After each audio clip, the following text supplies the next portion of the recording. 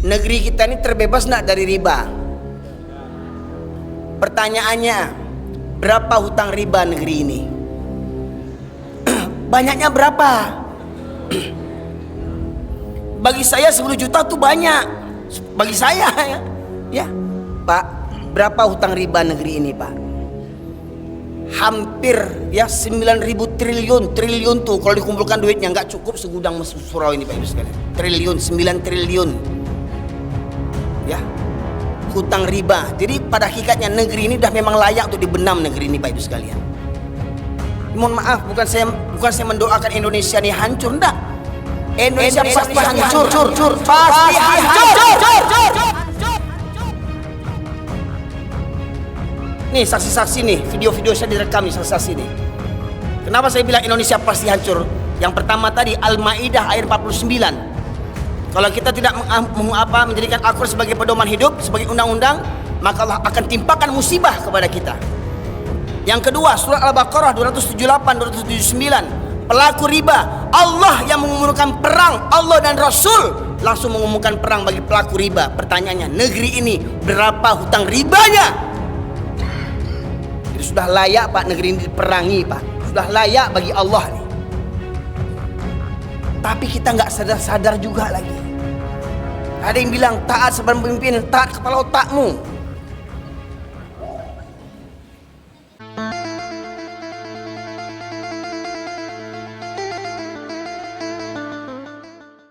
Memberikan kelapangan waktu, kesempatan dan kesehatan bagi kita untuk bersama hadir di majelis ilmu. Semoga dengan kehadiran kita di majelis ilmu ini sebagaimana Rasulullah tegaskan, man salaka tariqan yaltamisu bihi ilman sahalallahu tariqan ilal jannah. Barang siapa yang senantiasa menempuh perjalanan untuk menuntut ilmu agama, maka Allah mudahkan baginya jalan menuju ke surga. Amin ya rabbal alamin. Salawat dan salam kita aturkan kepada junjungan kita Nabi besar Muhammad sallallahu alaihi wasallam, yang dengan diutusnya beliau menjadi rahmat bagi seluruh sekalian alam.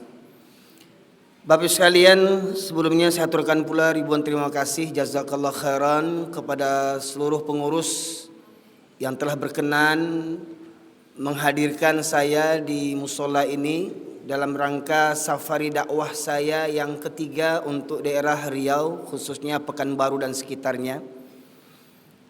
Perlu saya mengadakan safari dakwah ini karena kita melihat kondisi umat Islam kita di akhir zaman ini begitu banyak fitnah, Bapak Ibu sekalian.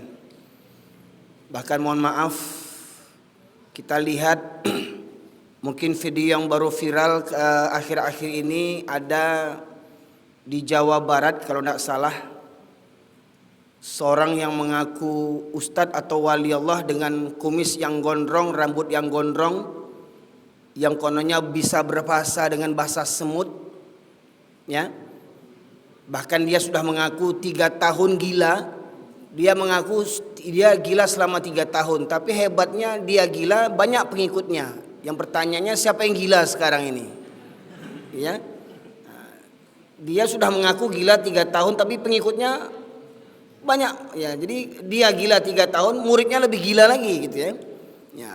Ini zaman fitnah. Itu Dajjal belum keluar. Ini baru cucu-cucunya Dajjal yang keluar, Bapak Ibu sekalian, yang memberikan fitnah kepada umat Islam hari ini. Maka saya merasa perlu untuk menyampaikan apa yang Allah firmankan, terutama sejak khutbah Jumat saya diviralkan tahun 2021, akhir tahun 2021, Bapak Ibu sekalian. Mengapa sebegitunya saya khutbah ketika itu, ya, menghantam tradisi khususnya orang-orang di Sumatera Barat yang tradisinya hobi berburu, bermesraan dengan anjing-anjing, ya, masjid musola lengang, ya, dan bahkan ada di masjid di Sumatera Barat itu yang buka cuma untuk hari Jumat saja, ya, untuk sholat Jumat dibuka, habis sholat Jumat nanti dibukanya seminggu lagi untuk sholat Jumat, ya, masih ada tuh di Sumatera Barat, Bapak sekalian.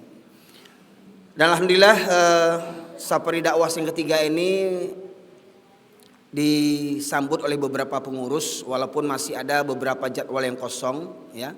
Insyaallah safari dakwah saya ini dari tanggal 21 sampai tanggal 30. Alhamdulillah yang terjauh paling sampai ke Kuok Bapak Ibu sekalian ya. Masih ada 4 hari yang masih kosong dan luang. Bapak sekalian rahmati Allah, sebagaimana tema yang saya usung dalam safari dakwah yang ketiga ini membahas seputar orang muslim mengaku muslim tapi kok Tuhannya banyak. Kita tahu orang kalau muslim itu Tuhannya cuma satu ya. Karena kita mengucapkan 2 kalimat syahadat, asyhadu an la ilaha illallah wa asyhadu anna Muhammadar Rasulullah. Kita hanya bertuhankan kepada Allah, tiada ilah selain daripada Allah yang kita sembah. La ilaha illallah. Namun masyaallah muslimin, pada prakteknya bahkan umat Islam ternyata memiliki Tuhan yang lain selain daripada Allah ya. Maka ini saya pandang perlu agar kita jangan tertipu, jangan terlena dengan bujuk rayuan setan yang selama ini menggoda kita. Jangan sampai pemahaman yang sesat itu terbawa sampai akhir hayat kita menghadap Allah Subhanahu wa taala.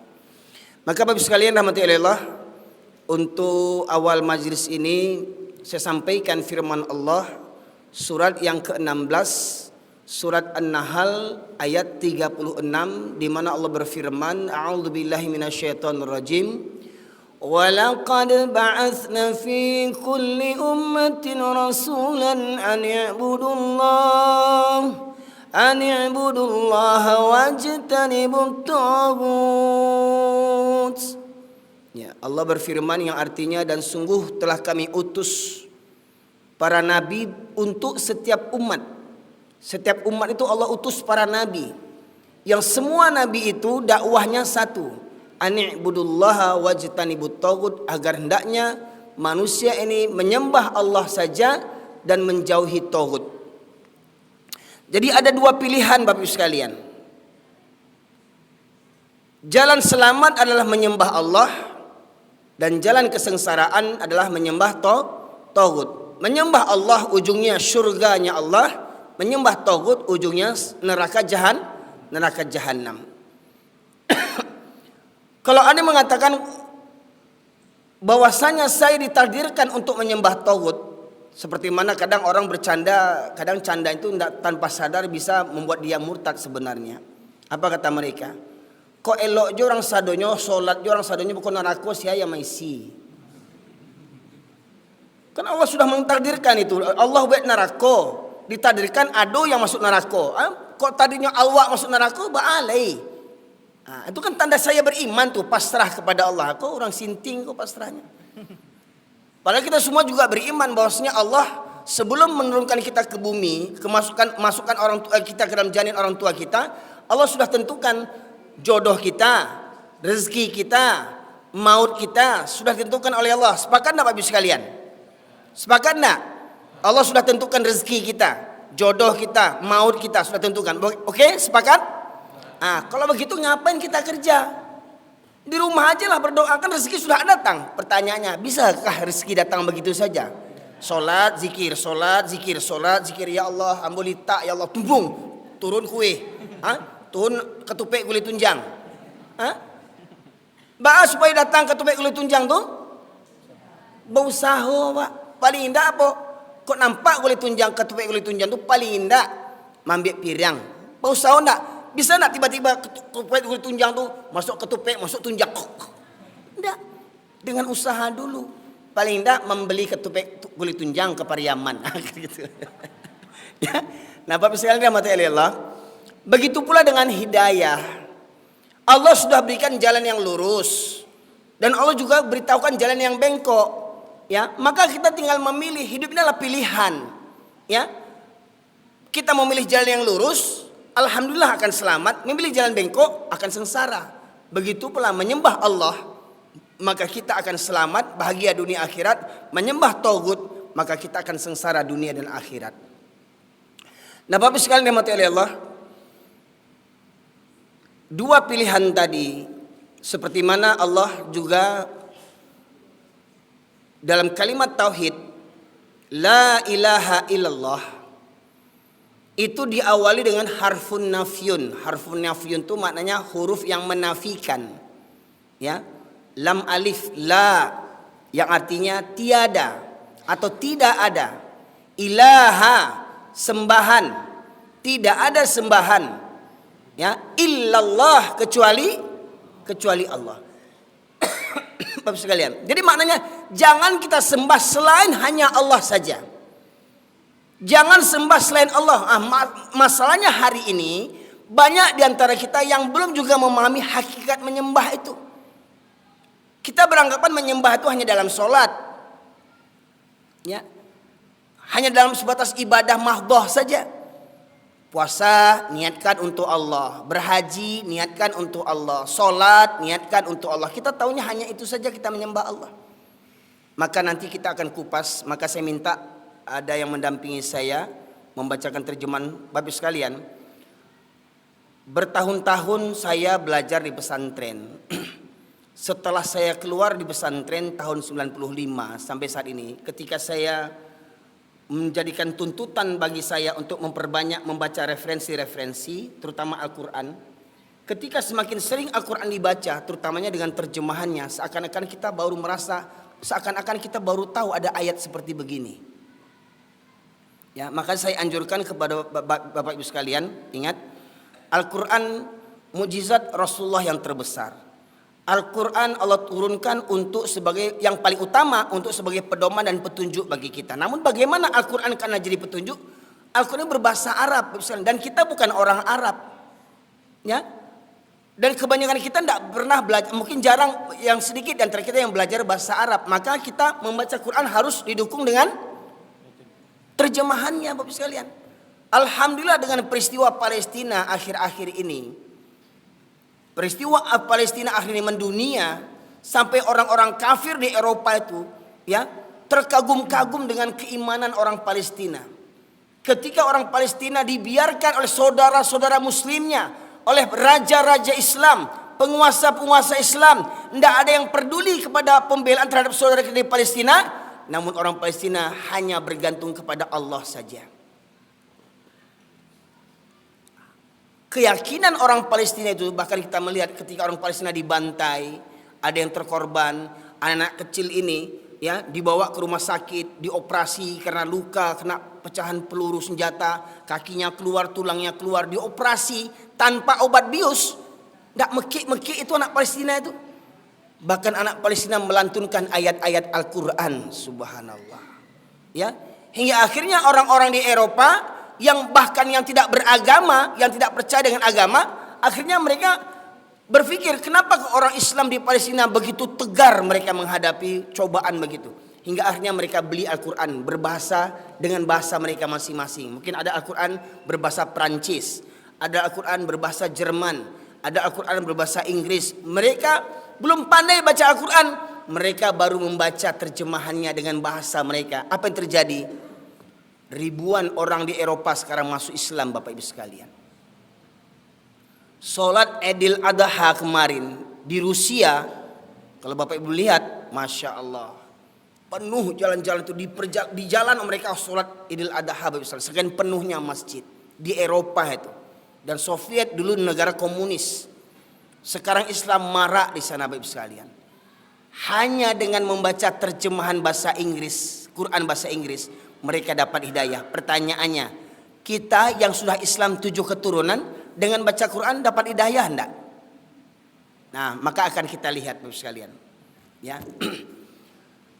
Yang pertama tadi ayat yang saya sebutkan tadi, surat An-Nahl ayat yang ke-36, bahwa perintah Allah kepada seluruh nabi, ribuan nabi diutus oleh Allah Subhanahu wa taala ke muka bumi ini, dan 25-nya yang wajib kita ketahui, semua dakwah para nabi itu satu dakwahnya.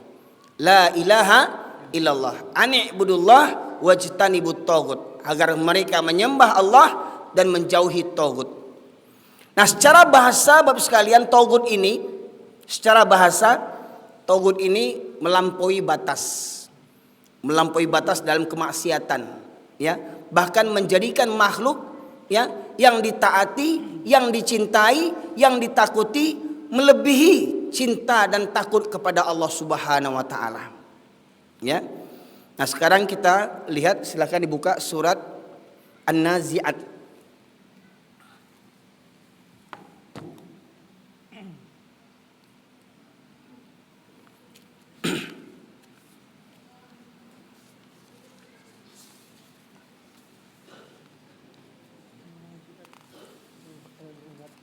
Surat An-Nazi'at ayat yang ke-17. Ya. Silakan, terjemahnya saja baca. Yang artinya, pergilah engkau kepada Fir'aun, sesungguhnya dia telah melampaui batas. Ya, pergilah engkau kepada Fir'aun. Siapa nabi yang berhadapan dengan Fir'aun, Bapak Ibu sekalian? Nabi Musa alaihissalam. Perintah Allah, pergilah engkau kepada Fir'aun. Di ujung kalimat, mohon maaf, tolong ayatnya dibaca di situ.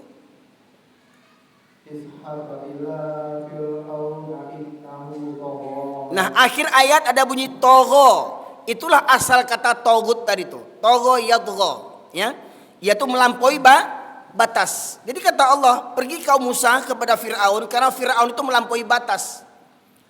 Ketika itu Fir'aun sebagai siapa? Sebagai apa Fir'aun? Sebagai apa? Sebagai raja, sebagai penguasa. Ya.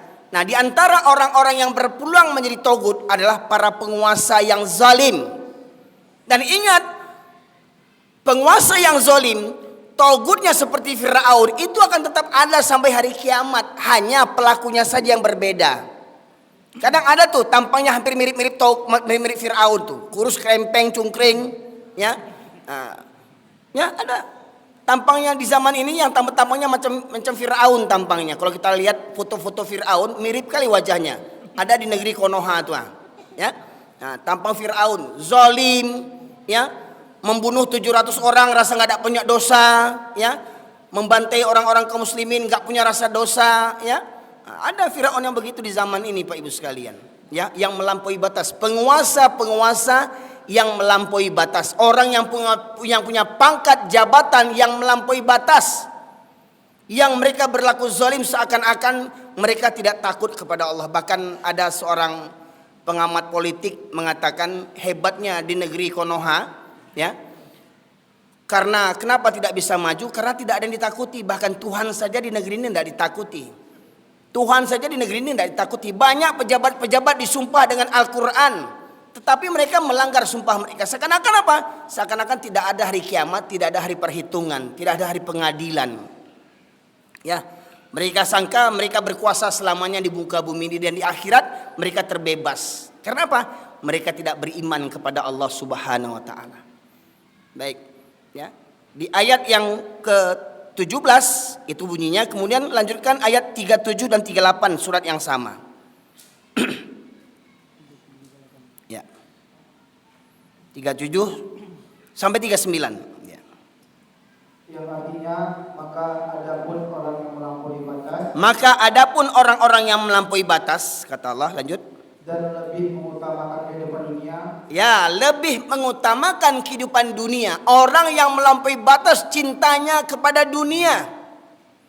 Boleh kita cinta dunia, jangan tinggalkan dunia. Tapi ingat, jangan melebihi cinta kita kepada Allah dan Rasul. Ada orang cinta dunia, bangun tidur kerja yang dipikirin, sholat subuh enggak. Ada enggak orang yang kayak begitu? Ada enggak? Lihat di pasar tuh, coba. Hah? Alun jago orang lain masih lalu orang lah, banyak orang di pasar tuh menyiapkan galehnya. Pertanyaannya, berapa banyak yang sholat? Dan tanya pula, kebanyakan yang penggaleh itu orang Islam atau orang kafir? Rata-rata orang Islam, ya. Sarami itu orang dekat pasar dengan masjid. Seberapa banyak yang masuk masjid orang di pasar itu, Bapak Ibu sekalian? Ya, melampaui batas cintanya kepada dunia itu melampaui batas. Sampai lagunya tercipta, ya. Aku tercipta hanya untukmu, hidupku hampa tanpa dirimu. Katanya, aku tercipta hanya untukmu, katanya. Terus, wa ma khalaqtul jinna wal insa illa liya'budun, di mana? Dan tidaklah aku ciptakan jin dan manusia, kata Allah, kecuali untuk beribadah kepadaku. Tak bagi mereka yang mampu cinta ini, aku tercipta hanya untukmu, hidupku hampa tanpa dirimu. Terus Allah mau dikemanakan? Putus cinta, dia hampa hidupnya. Ya, mati pacarnya, mati suaminya, mati istrinya, hampa hidupnya. Terus apakah hidupnya untuk manusia? Apakah bukan untuk Allah hidupnya? Ya, tanpa sadar orang mabuk cinta begitu. Begitu pula orang yang mabuk cinta, cinta negeri. Bahkan cinta negeri pun bisa melampaui menjadi murtad. Apa contohnya? Lagunya yang kita diajarkan dulu, diajarkan supaya kita sesat. Apa lagunya? Padamu negeri kami berbakti, bagimu negeri jiwa raga kami. Lagu murtad. Siapa yang meyakini hakikat lagu itu bisa murtad, musyrik dia. Bagimu negeri jiwa raga kami, haram hukumnya. Jiwa raga kita untuk siapa? Untuk Allah jiwa raga kita, bukan untuk negeri yang koruptor ini, Bapak Ibu sekalian. Ya, sadar nak kita waktu kecil diajarkan lagu-lagu itu dulu. Nah, cuman waktu kita kecil kurang akal, maka sekarang berpikir kita dengan akal yang sehat. Jangan sampai tua-tua ini masih geblek juga lagi. Ya, Bapak Ibu sekalian. Nah, itu beberapa ayat berkaitan tentang masalah tauhid. Dan apapun orang-orang yang melampaui batas, kata Allah, ya, yang cintanya kepada dunia melampaui batas. Jadi tauhid itu termasuk siapa? Bisa jadi tauhid itu ya kita juga, yang cinta kepada dunia dengan terlampau batas.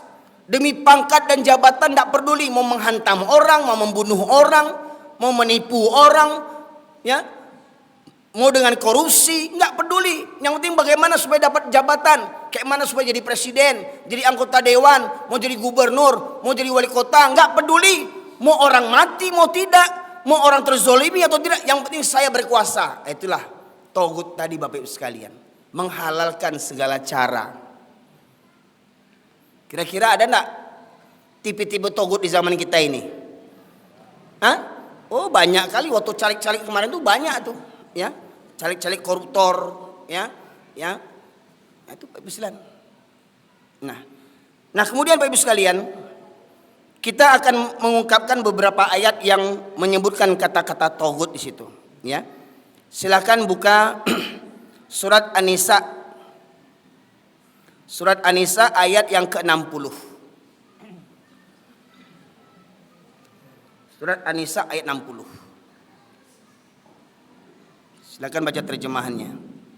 Surat An-Nisa ayat 60 yang artinya, tidakkah engkau Muhammad memperhatikan orang-orang yang mengaku bahwa mereka telah beriman kepada apa yang telah diturunkan kepadamu dan kepada apa yang diturunkan sebelummu, tetapi mereka masih menginginkan ketetapan hukum pada tauhid. Ulang balik, tetapi mereka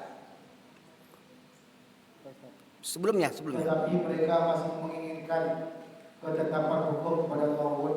Tetapi mereka masih menginginkan ketetapan hukum kepada tauhid. Bercerita tentang hukum tapi dikaitkan dengan tauhid. Maknanya apa?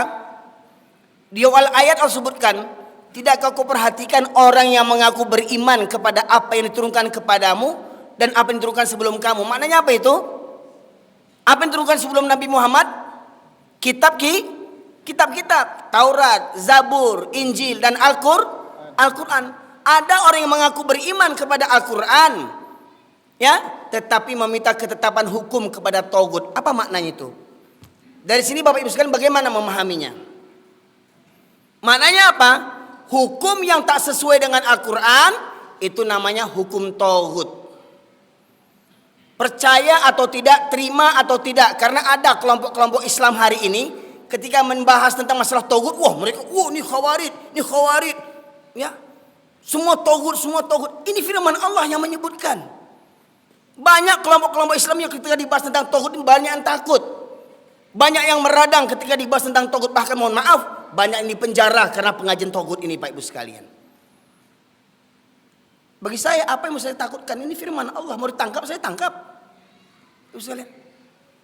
Ini ayat harus disampaikan kepada umat, Bapak Ibu sekalian. Ya, tolong Bapak Ibu sekalian, yang punya Quran Android silahkan buka. Silakan buka, di screenshot. Nanti di rumah catat ya. Di rumah nanti buka lagi, renung-renungkan lagi. Ya, syukur-syukur alhamdulillah kalau Bapak Ibu sekalian punya tafsir Ibnu Katsir misalkan, ya, atau tafsir apa saja. Ya, asalkan jangan tafsir Al-Misbah, ya. Punya profesor yang gila itu, ya. Jangan buka itu. Itu profesor gila yang mengarang itu, Al-Misbah itu. Ya. Ya. Profesor kurang ajar yang mengatakan Nabi Muhammad tidak dijamin masuk surga. Itu profesor di negeri Konoha itu. Ya. Nah, sekarang dibuka tafsir surat An-Nisa ayat 60. Ya.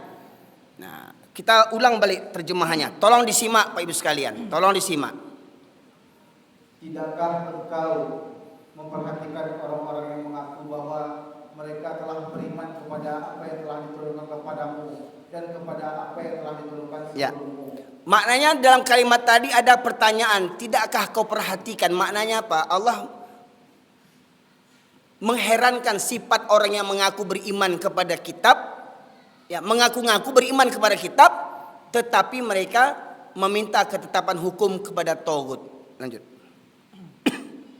Tetapi mereka masih menginginkan ketetapan hukum kepada Tagut, padahal mereka telah. Terus? 60 kan? Masih ada tuh sambungnya tuh. Sudah Habis. Ini lagi. Tuh.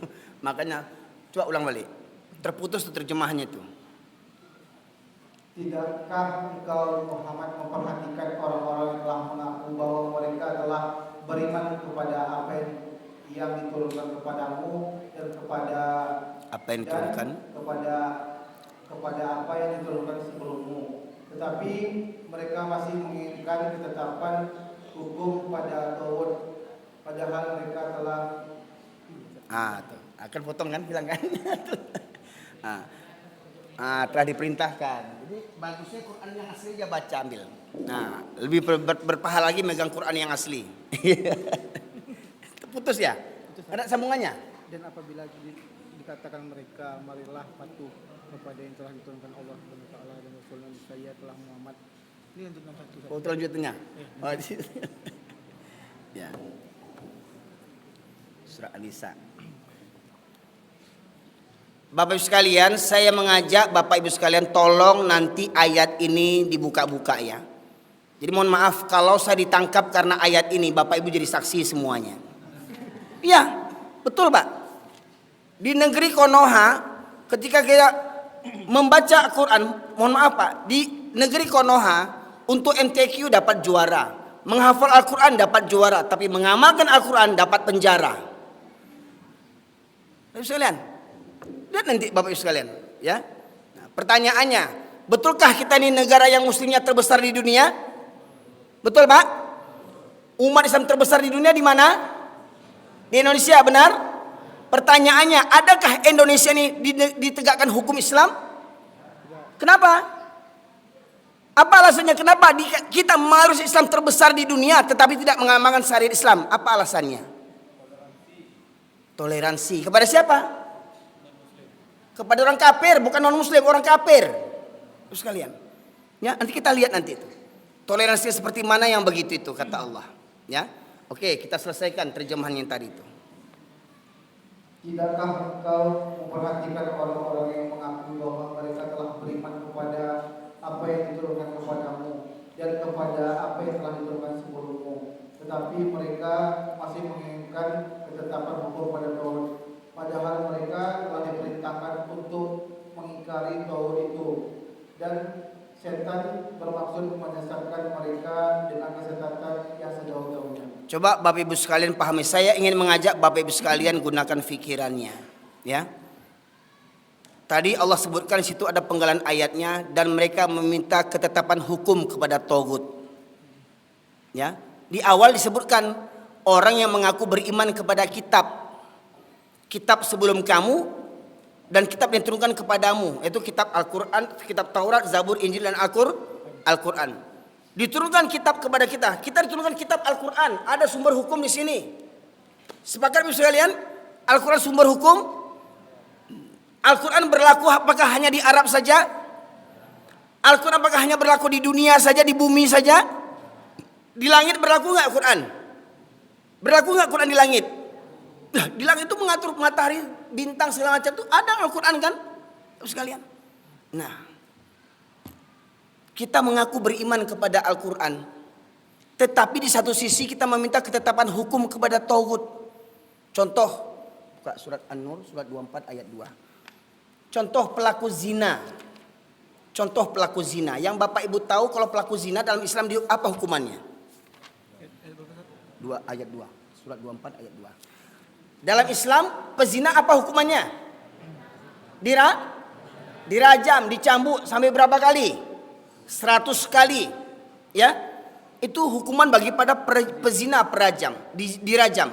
Ya, kita dengarkan ayatnya. Surat An-Nur, surat ke-24 ayat 2. Yang artinya pezina perempuan dan pezina laki-laki deralah masing-masing dari keduanya 100 kali.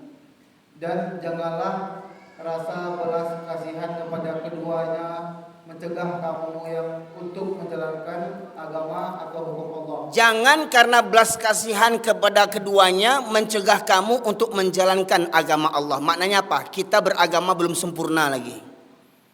Kita menjalankan agama menurut selera yang kita mau. Sebagian kita pakai, sebagian kita tinggalkan. Ya. Nah, itu Bapak Ibu sekalian. Jika kamu beriman kepada Allah dan hari kemudian, dan hendaklah pelaksana hukum mereka disaksikan oleh sebagian orang-orang yang beriman. Ini ketetapan Allah bagi makhluknya, bagi hambanya. Pertanyaannya, kita hambanya enggak? Kita hambanya enggak? Kita jalankan enggak perintah ini? Enggak tanggung, sholat rajin, puasa rajin, haji rajin, umrah rajin, jidat hitam, jenggot panjang, jumbah gantung, sorban gede. Tapi hukum Allah tidak kita jalankan. Sibuk dengan zikir, ibadah, haji, umrah. Tapi hukum Allah tidak kita tegakkan. Tolong renungkan balik terjemahannya. Ulang. Terjemahan. Renungkan balik. Pezina perempuan dan laki-laki deralah masing-masing dari keduanya 100 kali. Dan janganlah rasa belas kasihan kepada keduanya mencegah kamu untuk menjalankan agama hukum Allah. Jika kamu beriman kepada Allah dan hari kemudian. Jika kamu beriman kepada Allah dan hari kemudian. Maknanya apa? Jika orang Indonesia ini mengaku mayoritas Islam terbesar di dunia beriman, maka niscaya hukum ini akan dijalankan. Kalau orang Indonesia beriman kepada Allah dan beriman kepada hari akhirat. Pertanyaannya, dengan tidak menjalankan hukum ini, apakah orang Indonesia benar imannya? Pertanyaan Bapak Ibu sekalian. Apa kata Allah tadi? Jangan karena belas kasihan kepada keduanya mencegah kamu untuk menjalankan hukum Allah atau agama Allah jika kamu beriman kepada Allah dan kepada hari kemudian. Jadi kalau kita mengaku mayoritas beriman kepada Allah Subhanahu wa taala, maka semestinya hukum ini dijalankan. Ya. Makanya kalau ingin Indonesia ini selamat, ya. Kemarin ceramah saya di bulan Mei kemarin ya, saya sampaikan kalau Indonesia ini, negeri Indonesia ini tidak berhukum kepada Allah, cepat atau lambat Indonesia ini akan pudur. Bapak sekalian. Ya. Sehebat apapun undang-undang manusia, lebih hebat mana dengan undang-undang Allah Subhanahu wa taala? Hukum Allah. Kurang ajarnya manusia, mereka buat undang-undang sendiri, mereka buat hukum sendiri untuk mereka dan mereka mengabaikan hukum Allah Subhanahu wa taala. Itu kurang ajar namanya.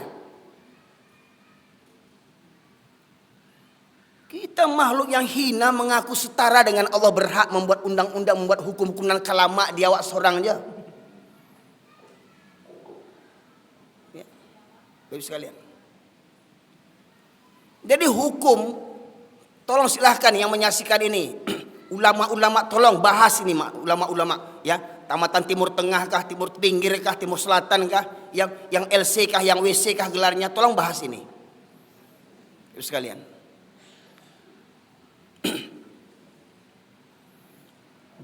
Meminta ketetapan hukum kepada togut itu apa maksudnya? Tolong jujur para ulama, tolong ulama jujur.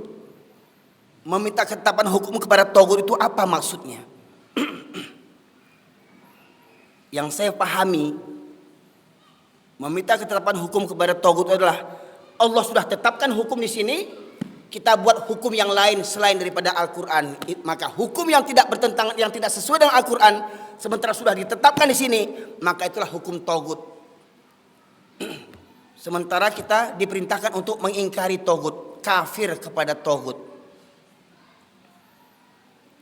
Surat Al-Baqarah 256 di penggalan ayatnya Allah berfirman, "Faman yakfur bit-taghut wa yu'min billah faqad istamsaka bil urwatil wuthqa lam fisama laha wallahu samiun alim." Barang siapa yang ingkar kepada taghut dan beriman kepada Allah, maka dia telah berpegang teguh kepada buhul tali agama Allah yang kuat, yang tidak akan putus, maknanya tidak akan tersesat. Tidak akan tersesat seorang muslim, seorang hamba apabila dia ingkar, kafir kepada taghut dan beriman kepada Allah. Tadi disebutkan kenapa hukum Islam tidak diterapkan di Indonesia, karena untuk menenggang toleransi. Sekarang kita buka surat Al-Maidah ayat 49. Al-Maidah surat yang kelima ayat 49.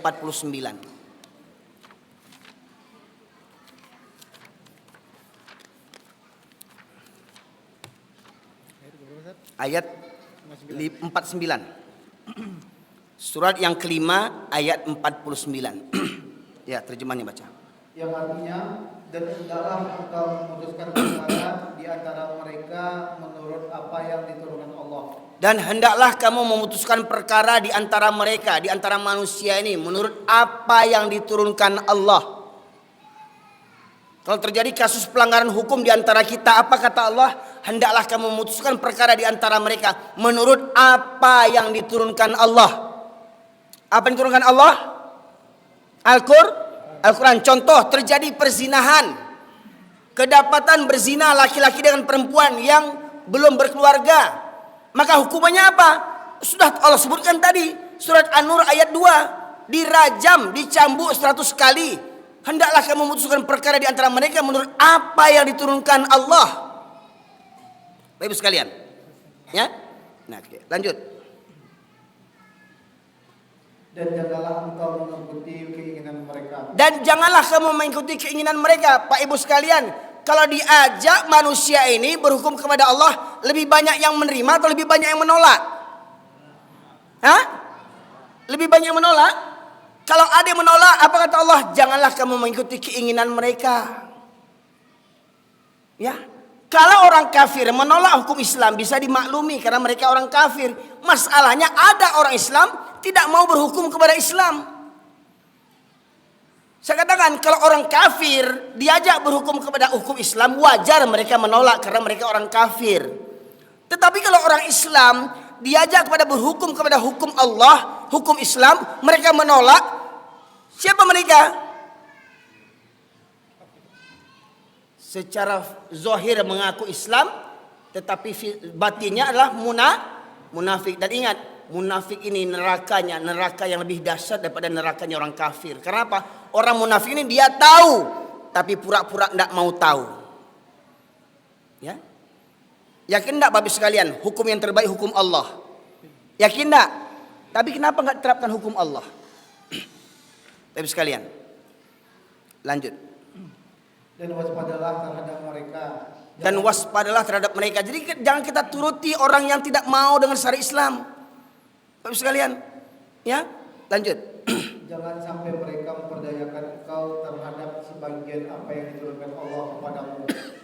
Jika mereka berpaling dari hukum yang telah diturunkan Allah, maka ketahuilah bahwa sesungguhnya Allah berkehendak menimpakan musibah kepada.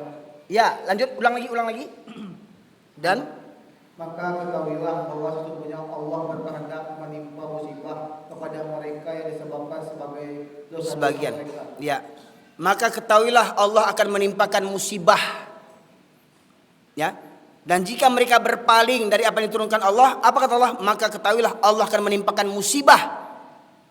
Jadi kalau kita tidak berhukum kepada hukum Allah, cepat atau lambat musibah akan datang silih berganti. Terasa enggak itu? Merasa enggak? Musibah enggak habis-habis. Oh alhamdulillah Ustaz, kami di Pekanbaru enggak dapat musibah. Tanya dulu. Kenapa belum dapat musibah sementara di negeri ini kita yang koruptor banyak, LGBT banyak, bayangkan. Bahkan Sumatera Barat, ya mohon maaf, kadang banyak orang komentar di YouTube, jangan buru-buruan kampung awak. Memang buruk, apa boleh? Mbak kata tadi pepatah, Masya Allah, mau terkagum tadi, bukan dengan kata pepatah tu adai basandi jo sarak basandi jo kitabullah, sarak mangato adik memakai. Viral kemarin joget-joget yang di jam gadang itu, katanya orang Pekanbaru katanya. Oh kurang ajar orang Pekanbaru nih buat maksiat di Bukit Tinggi. Nyong-nyong membuat saya naik tensi. Ini mantan pula soalnya nih, dan sampai saya goyang-goyang pula saya. Coba bayangkan, goyang-goyang di jam gadang pusat keramaian wisata orang Minang. Di situ kalau kita masuk kota Bukit Tinggi tertulis adat bersihkan sarak bersihkan kitabullah. Katakan saya, omong kosong itu falsafah itu. Kabar-kabarnya itu tahun 2022 katanya rekaman video itu. Jingkrak-jingkrak dua ekor betina, seekor jantan. Ya, dengan jilbabnya dengan lilit-lilit begini, dengan baju sempit. Wah, berjilbab tapi telanjang, takkan mencium baunya surga. Mohon maaf Bu, berjilbab jangan ikat-ikat juga lagi, buka ikatan tuh jangan orang stres. Ini berjilbab ikat sini gitu.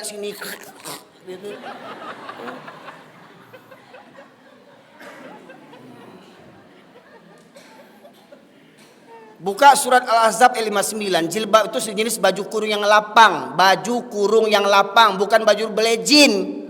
Ini pakai jilbab serawa lejin, sakit utak. Senam pula di halaman kantor sekolah.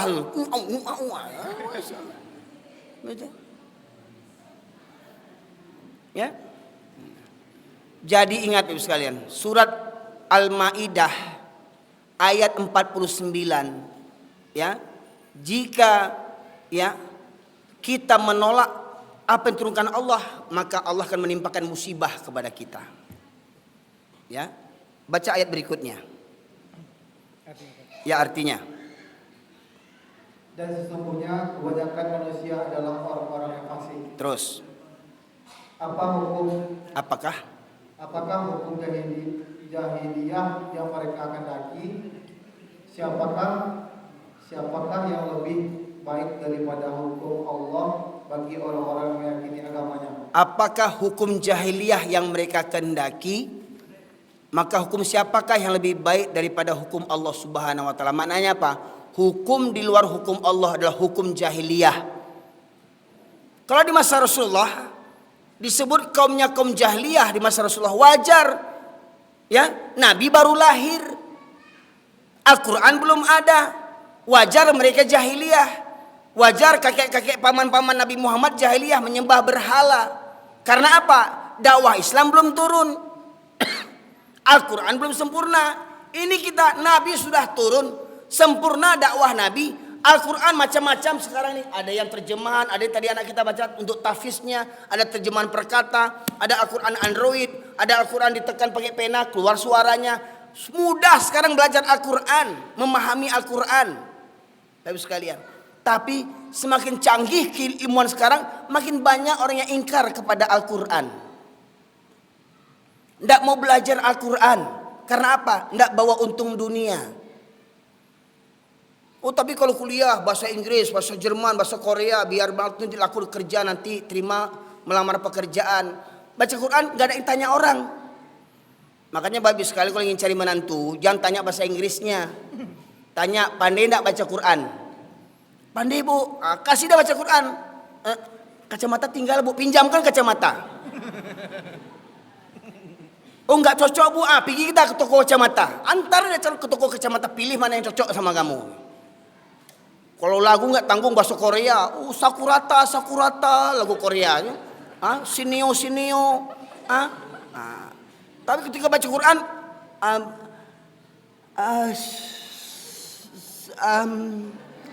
takkan tweet sekali.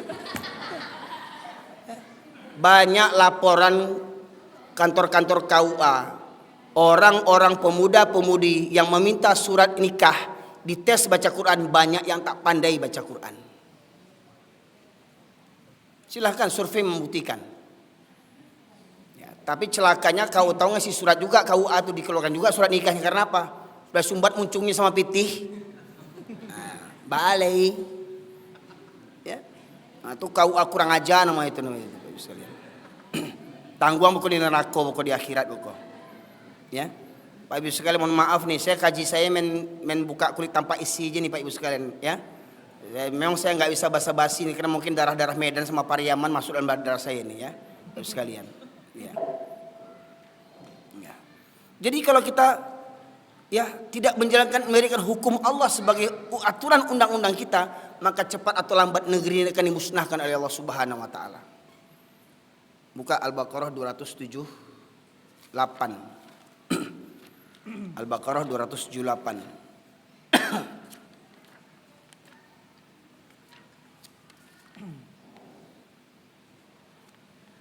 Yang artinya, wahai orang-orang yang beriman, bertakwalah kepada Allah dan tinggalkanlah sisa riba. Wahai orang-orang yang beriman, bertakwalah kepada Allah dan tinggalkan sisa riba. Maknanya apa? Kalau dulu kita nggak tahu hukum riba, beli rumah kredit riba, beli motor kredit riba, terlambat dapat denda, nggak terbayar tarik lagi motornya, riba.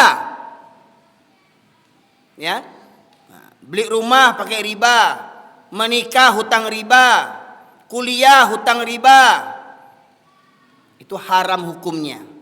Apa kata Allah? Hai orang-orang yang beriman, bertakwalah kepada Allah dan tinggalkan sisa riba. Kalau dulu kita nggak tahu hukum riba, sekarang udah tahu, tinggalkan.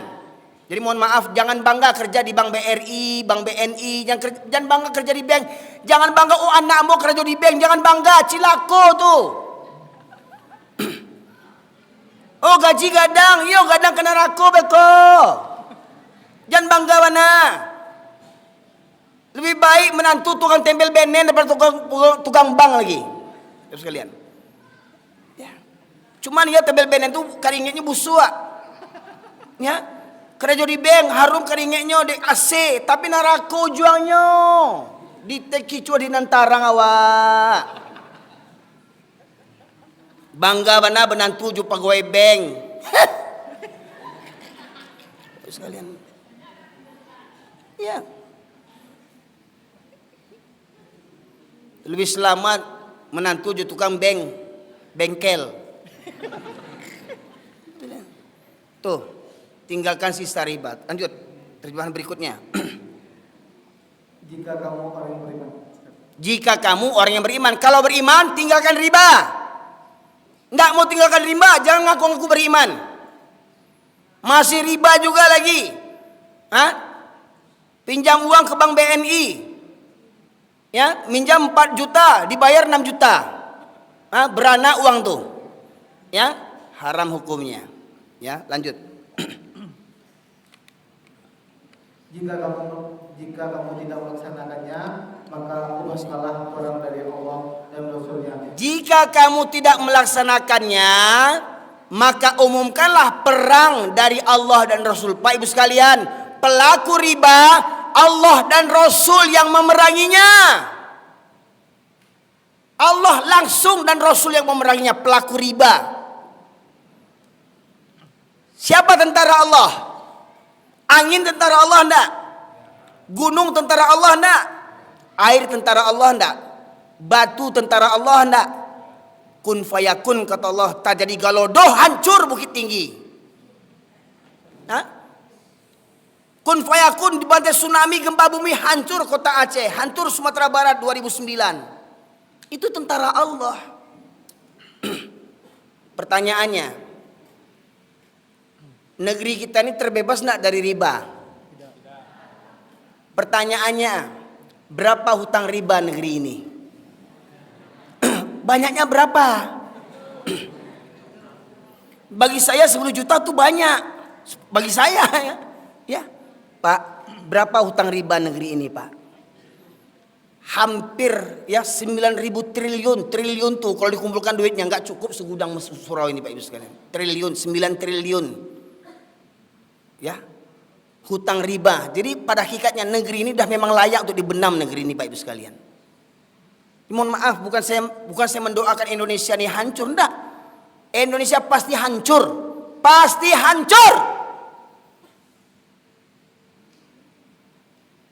Nih saksi-saksi nih, video-video saya direkam nih saksi-saksi nih. Kenapa saya bilang Indonesia pasti hancur? Yang pertama tadi Al-Maidah ayat 49. Kalau kita tidak menjadikan Al-Quran sebagai pedoman hidup, sebagai undang-undang, maka Allah akan timpakan musibah kepada kita. Yang kedua, surat Al-Baqarah 278, 279. Pelaku riba, Allah yang mengumumkan perang, Allah dan Rasul langsung mengumumkan perang bagi pelaku riba. Pertanyaannya, negeri ini berapa hutang ribanya? Itu sudah layak Pak negeri ini diperangi Pak. Sudah layak bagi Allah nih. Tapi kita nggak sadar-sadar juga lagi. Ada yang bilang taat sebelum pemimpin, taat kepala otakmu.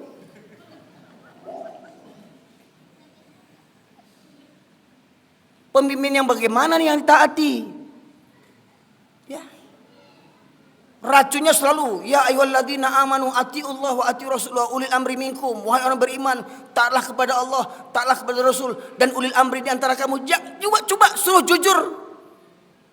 Dalam kalimat surat An-Nisa 49 itu bunyinya bagaimana? Ya. 59. Ya ayyuhalladzina amanu, wahai orang yang beriman. Atiullah, taatilah Allah, wa atiir Rasul, taati Rasul, wa ulil amri minkum. Ulil amri itu tidak ada perintah atiunya. Paham enggak? Maknanya apa? Taat pada Allah dan Rasul itu mutlak. Mutlak taat pada Allah dan Rasul. Tapi taat kepada ulil amri bergantung bagaimana ulil amrinya. Kalau ulil amrinya taat pada Allah dan Rasul, wajib kita taat. Walau pribadi kita dizalimi oleh pemimpin yang zalim itu, tetapi dia berhukum kepada Allah dan Rasul, wajib kita taat. Pertanyaannya, siapa pemimpin yang taat kepada Allah dan Rasul hari ini? Adakah mereka taat kepada Allah dan Rasulnya? Ada mereka takut kepada Allah dan Rasul? Kalau mereka takut, hentikan riba. Pak Ibu sekalian, mohon maaf, saya siap menanggung resiko kajian ini Pak Ibu sekalian.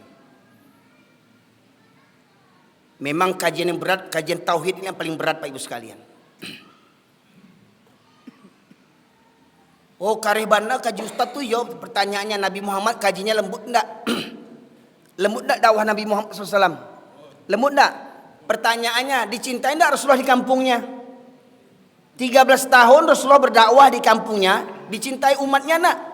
Dicintai kaumnya enggak? Kadibunuah Nabi. Nabi kadibunuah. Bapak Ibu sekalian. Ya. Tadi saya sebutkan semua nabi perintahnya satu dari Allah. Ani'budullah wajtanibut tagut. Sampaikan kepada kaummu hendaklah menyembah Allah dan jauhilah tagut. Tapi konsekuensinya apa? Konsekuensi dakwah tauhid ini, buka surat Al-An'am surat yang ke-6 ayat 112. Ayat 112.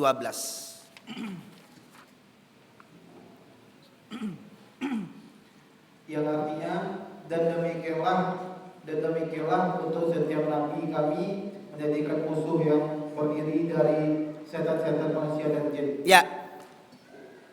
Wa kadzalika ja'alna likulli nabiyyin aduwan syayatinil insi wal jin, kata Allah. Dan demikianlah untuk setiap nabi kami jadikan musuh-musuh dari kalangan jin dan manusia. Setiap nabi punya musuh.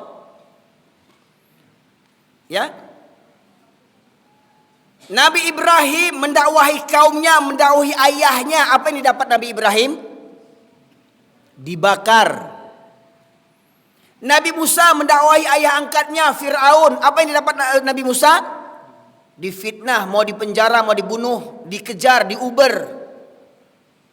Nabi Isa mendakwahi kaumnya. Apa yang didapat? Nabi Isa mau disalib. Nabi Muhammad mau mendakwahkan kaumnya. Apa yang didapat? Nabi Muhammad mau dibunuh. Sampai Nabi Muhammad melarikan diri hijrah dari Makkah ke Madinah. Pertanyaannya, betulkah kita ini pengikut Nabi Muhammad? Jujurkah kita pengikut Nabi Muhammad SAW? Jujur? Nabi Muhammad punya musuh. Siap tidak kita punya musuh? Siap tidak punya musuh? Oh kita nggak cari musuh. Mimpi. Jujur, Bapak Ibu sekalian, ketika Bapak sholat melihat orang berjudi, Bapak larang, Pak, jangan berjudi Pak. Orang berterima kasih. Terima kasih. Pak, orang sudah azan Pak ke masjid. Oh terima kasih Pak. Begitu kata mereka. Siawang. Marah-marah dia. Diajak sholat marah. Betul enggak? Ibu-ibu mengajak kawan-kawan yang lain. Uni ayo berjilbab. Ini soal mana kau ninja kau mah. Sasek kau.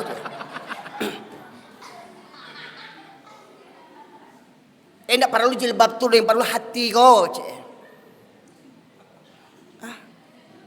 Sedangkan hatinya jilbab itu memang tidak ada jaminan orang yang berjilbab pasti masuk surga. Betul, tidak ada jaminan orang yang sholat pasti masuk surga. Sedangkan sudah sholat berjilbab tidak dijamin masuk surga, apalagi tidak sholat. Tahu diuntung dia hanya. Ya. Orang yang sholat kalau ada jaminan masuk surga, tidak ada jaminan masuk surga. Yang berjilbab itu juga tidak ada jaminan masuk surga. Sedangkan sholat saja belum dijamin masuk surga, apalagi nggak sholat. Tahu diuntung dia hanya pandi. Ini orang tuh karajo bampo hari-hari ditagah berang. Ayo kecilnya orang Minang lo tuh. Islam lo kecilnya tuh. Hah? Betul enggak Pak Ibu sekalian? Senang enggak orang ketika kita mengajak mereka, mari sholat Pak? Senang enggak? Enggak. Marah dia. Tapi kalau kita ajak orang Kristen sholat, dia marah wajar, orang kepala otak kau, aku Kristen, aku suka sembahyang dia.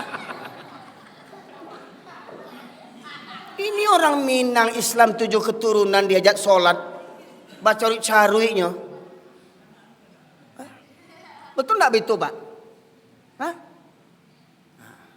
Ini yang terjadi banyak musuhnya. Jadi jangan berharap berdakwah tuh orang senang semua, enggak. Sampai apa yang mereka pikirkan untuk menangkap para ulama, para nabi ini? Ya. Al-Anfal ayat 30, surat ke-8 ayat 30. Bapak Ibu sekalian.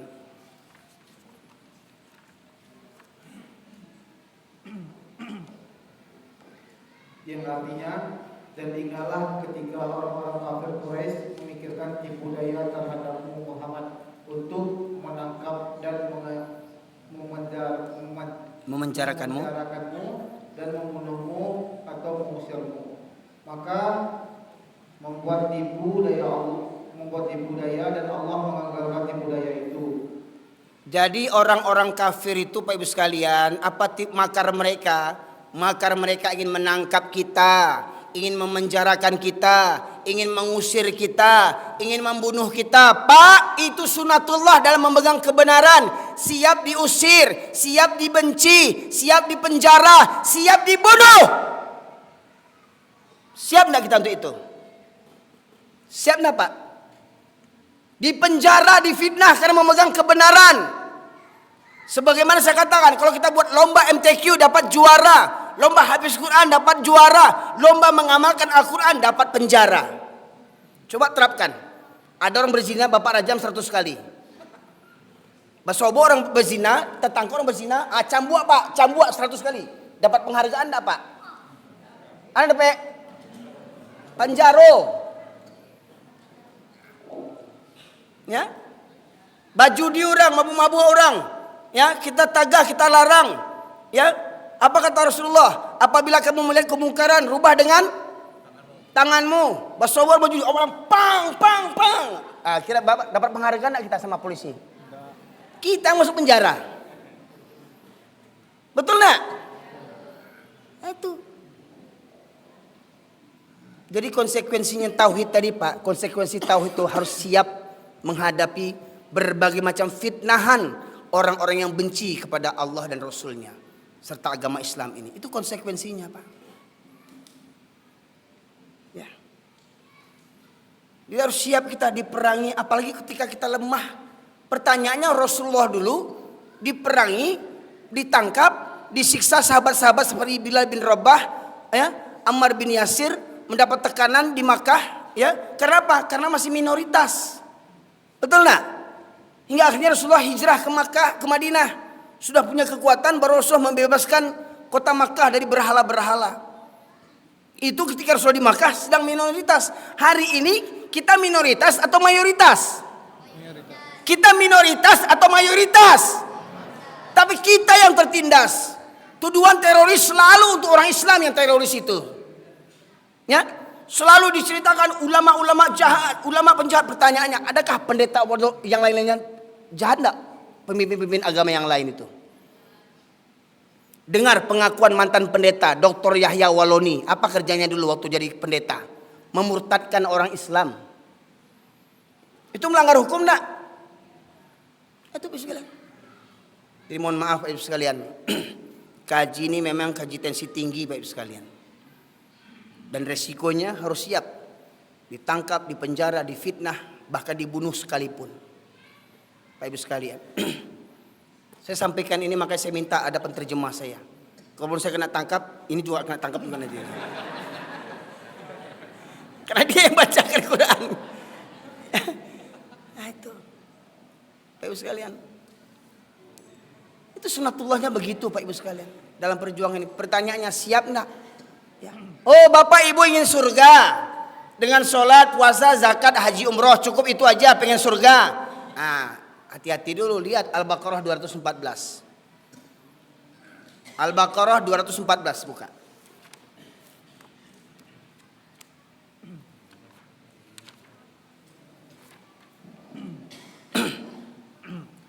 Yang artinya, ataukah kamu mengira bahwa kamu akan masuk surga, padahal belum datang kepadamu cobaan seperti. Apakah kamu mengira kamu akan masuk surga, padahal belum datang kepadamu cobaan yang berat? Ya, sebagaimana cobaan yang ditimpakan kepada orang-orang sebelum kamu. Mereka ditimpa petaka malah bahaya. Ya, apakah kamu merasa kamu akan masuk surga dengan sholatmu, dengan puasamu, dengan zakatmu, dengan hajimu, dengan umrohmu, dengan kurbanmu, dengan janggutmu, dengan jubahmu, dengan jidat hitammu? Apakah kamu merasa akan masuk surga sebelum datang ujian yang berat kepadamu, kata Allah.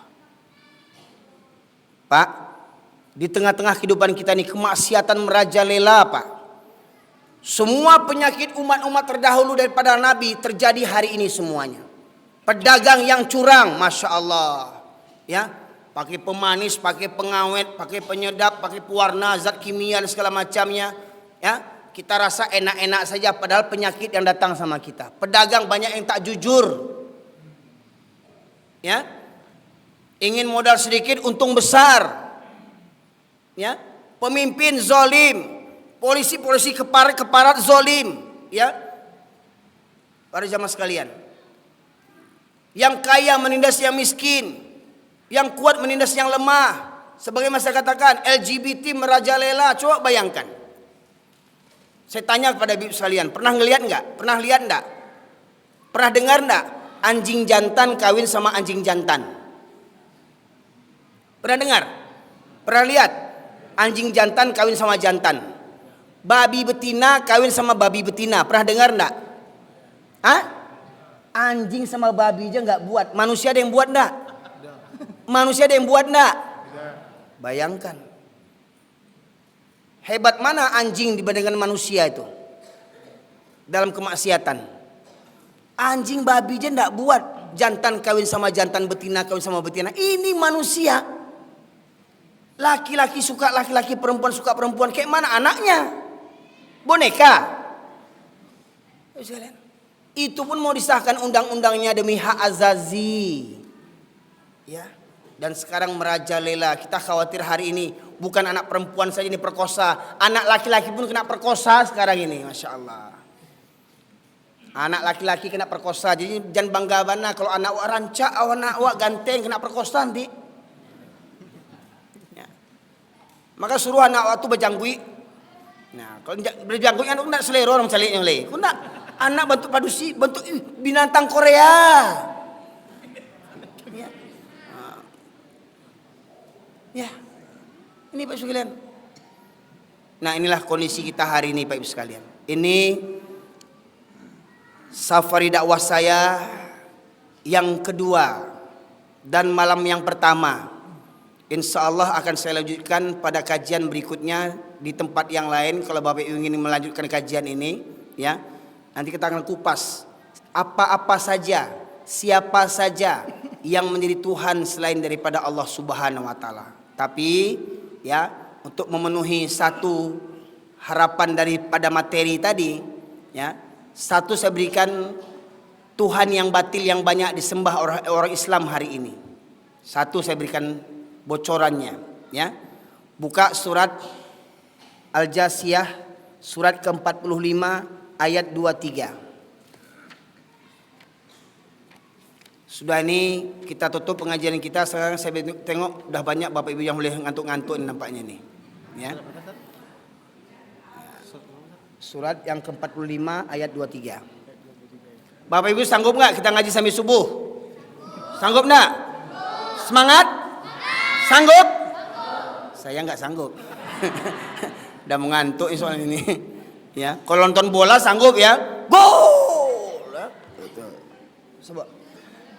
Maka pernahkah kamu melihat orang yang menjadikan hawa nafsunya sebagai Tuhannya? Ulang lagi, Bu, simak Bu. Maka pernahkah kamu melihat orang yang menjadikan hawa nafsunya sebagai Tuhannya? Pernahkah kau melihat orang yang menjadikan hawa nafsunya sebagai Tuhannya? Ini yang banyak hari ini di kalangan orang Islam. Bagaimana mungkin ada orang Islam sholat seminggu sekali? Bagaimana mungkin ada laki-laki Islam malas datang ke masjid 5 waktu? Itu hawa nafsu. Mana enak sholat di rumah dibandingkan ke masjid? Kalau kata nafsu enak di rumah, nggak capek, ya jaga rumah, bisa cepat selesai sholatnya, bisa nyambung nonton sinetron. Kalau di masjid lama, film sinetron habis. Apalagi kalau ada sepak bola. Nah, sepak bola Indonesia dengan Korea.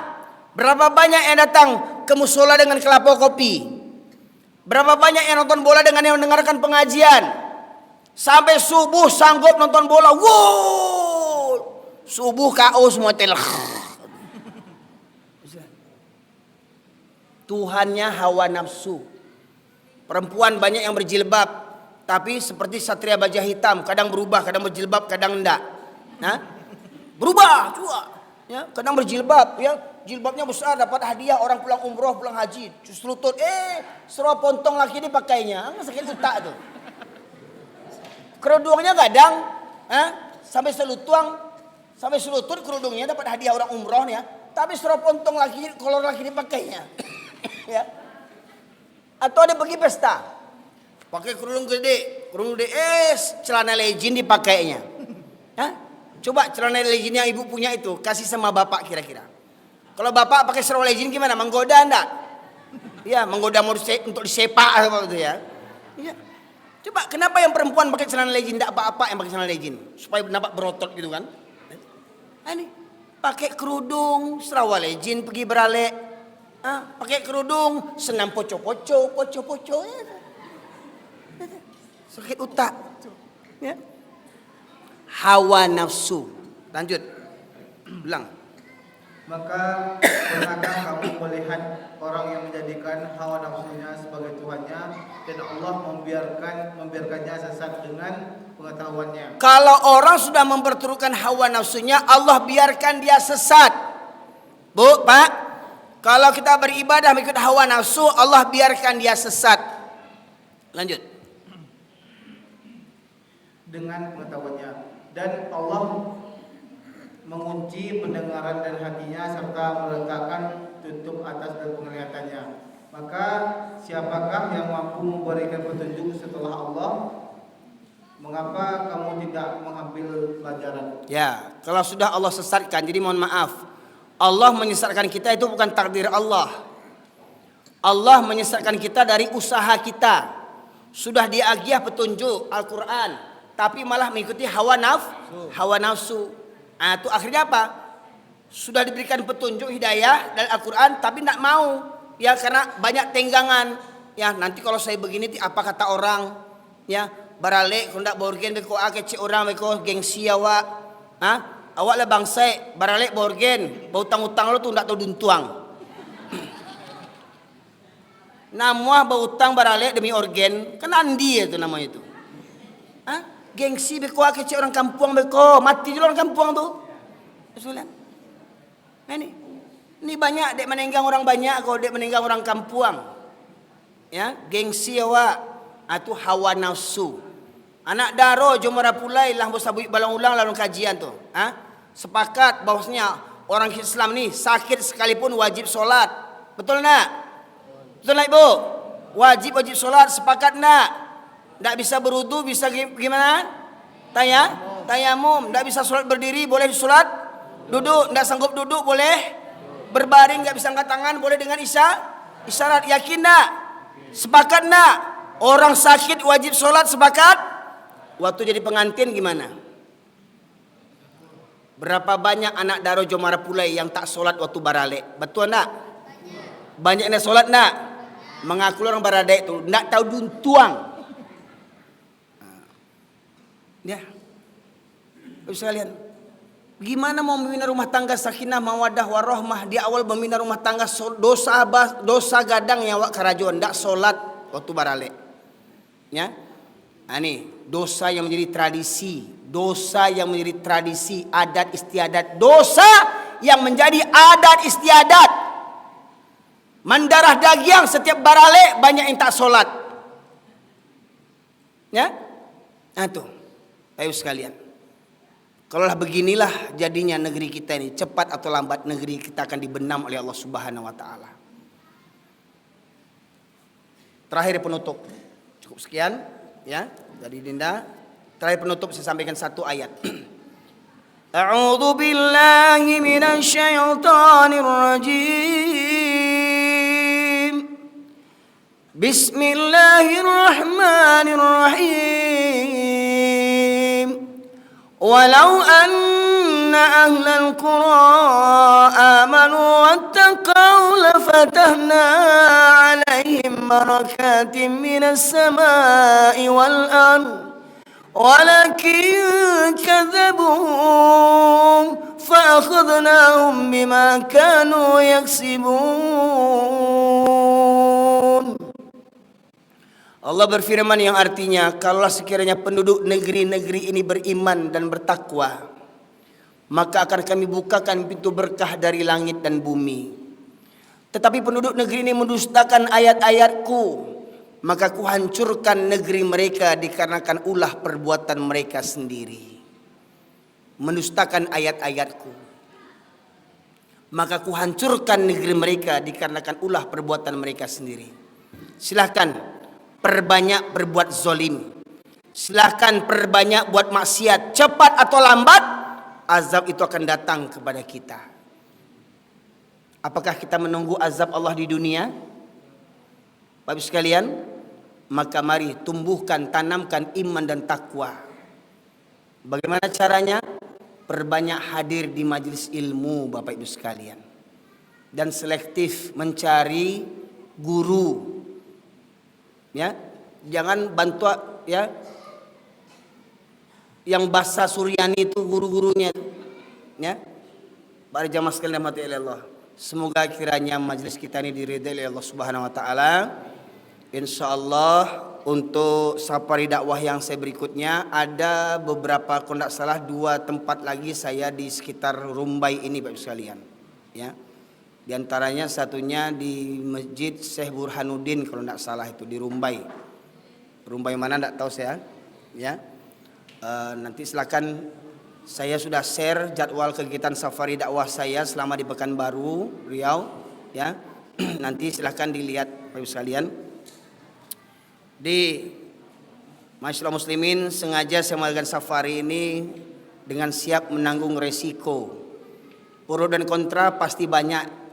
Komentar-komentar di YouTube pasti banyak Bapak Ibu sekalian. Tapi insya Allah selagi saya berpegang kepada Al-Quran dan Hadis, mohon maaf, selagi saya berpegang kepada Al-Quran dan Hadis dan pemahaman saya ini sesuai dengan Al-Quran dan Sunnah, saya tidak akan minta maaf kepada siapapun. Kok ada yang tersinggung, kok ada yang tersakit hati, saya tidak akan minta maaf kalau yang saya sampaikan adalah kebenaran dari Al-Quran dan Hadis. Ya, nehi saya, ya, sorry, saya tidak akan minta maaf. Ya, selagi saya berpegang kepada Al-Quran dan Sunnah. Ya, kalau saya sampaikan ada yang tersinggung, ada yang sakit hati, maka koreksi hati diri masing-masing. Tubu ilallah taubatan nasuha. Saya yakin saya pun saya pun bukannya suci-suci amat. Ya, saya tahu saya pun banyak dosa. Tapi ingat, yang disukai oleh Allah bukan orang yang tak punya dosa. Yang dicintai Allah adalah orang yang berbuat dosa kemudian dia bertaubat kepada Allah Subhanahu wa taala. Itulah hamba yang dicintai oleh Allah Subhanahu wa taala. Maka saya mengajak kepada diri saya dan kepada kita semuanya, mari kita bersama bertaubat kepada Allah Subhanahu wa taala untuk senantiasa memperjuangkan Islam agar negeri kita ini terbebas daripada musibah, bencana dan malapetaka. Tidak ada cara lain untuk menyelamatkan negeri ini dari murkanya Allah kecuali hanya kita kembali kepada jalannya Allah Subhanahu wa taala, menjadikan Al-Qur'an sebagai pedoman hidup kita. Demikian saja yang dapat saya sampaikan pada kesempatan kali ini. Bapak sekalian, kebenaran hanya milik Allah semata. Selain khilaf itu dari saya pribadi selaku hamba Allah yang dhaif, kepada Allah saya mohon ampun. Kepada Bapak sekalian saya mohon beri maaf jikalau ada yang saya sampaikan perkara yang salah menyimpang. Semoga kiranya Allah ampunkan dosa kita semuanya. Semoga Bapak Ibu sekalian yang hadir pada kesempatan kali ini senantiasa dilimpahi rahmat dan berkah oleh Allah Subhanahu wa taala. Semoga kiranya di majlis-majlis ilmu di dunia ini kita bertemu berkumpul. Semoga kiranya di surganya Allah kita reuni bersama. Amin ya rabbal alamin. Subhanakallahumma bihamdika asyhadu an la ilaha illa anta astaghfiruka wa atubu ilaik. Alhamdulillahirabbil alamin. Assalamualaikum warahmatullahi wabarakatuh.